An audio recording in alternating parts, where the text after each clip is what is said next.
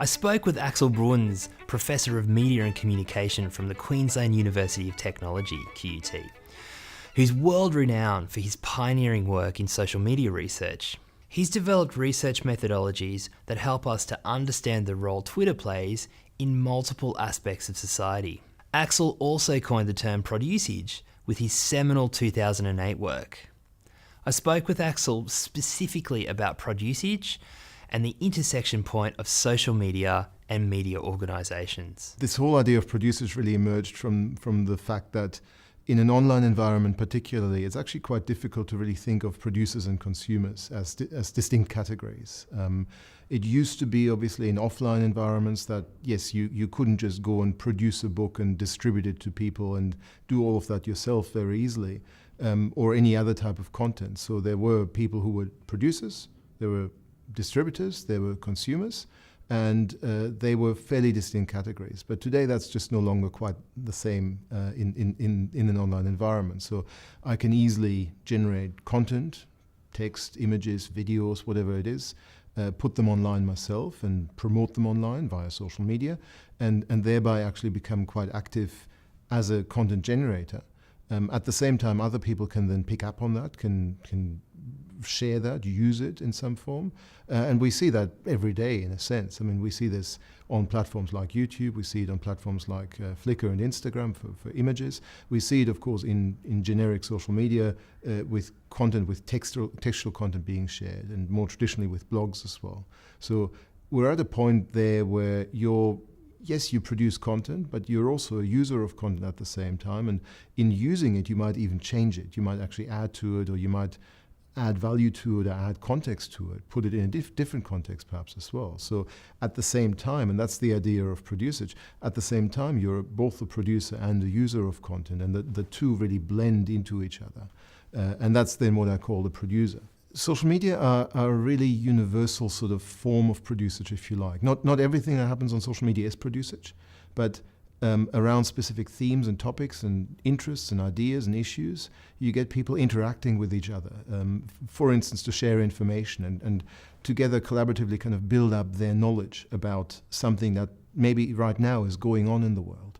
So when you had the Arab Spring, for example, lots of people from inside Egypt and inside the other Arab countries that were affected, as well as people from the outside, kind of got together in that space to share the latest news and rumors that were circulating, to try and perhaps debunk some of them as well, work out what's really going on, what's just rumor and what's actually confirmed fact, to introduce also external materials like news reports and photos and eyewitness video and all that kind of stuff.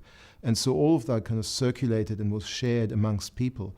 And as a community, they try to work out, well, what of that can we trust? What of that is actually important or really marks an important part of the development here? So this is really also about community curation of information, collaboratively organizing all the information that comes through and really making sense of it, collective sense making, you could call it as well. So that ultimately that becomes a form of producage again, because it together, collaboratively between these people, generates a shared set of knowledge, a shared understanding of what's going on in the world. And again, this is a very iterative, a very sort of small steps process, because lots of little bits of information in Twitter in the form of 140 character tweets come in, add to what people know, or add to the stock of rumors that are floating around, and then people make sense of that and select what they pass on via retweeting, for instance, select what they find important, select what they believe is actually true and is verified. And so that's, again, users acting as producers of content, as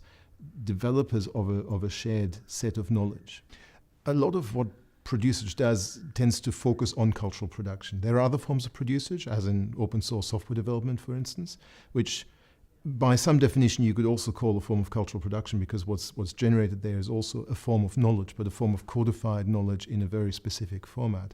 But really a great deal more of producage, I think, happens in more what we would traditionally call more cultural areas, in areas of knowledge and areas of creativity as well.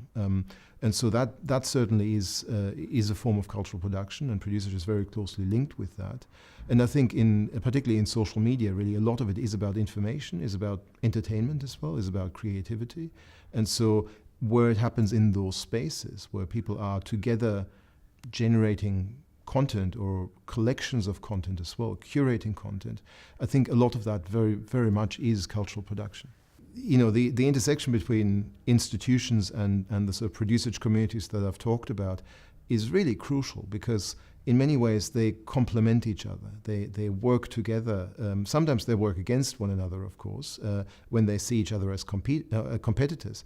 But often they actually work together quite well, where it's the broader community that may be the fan group around a cultural product, for instance, or the group of activists around a particular cause.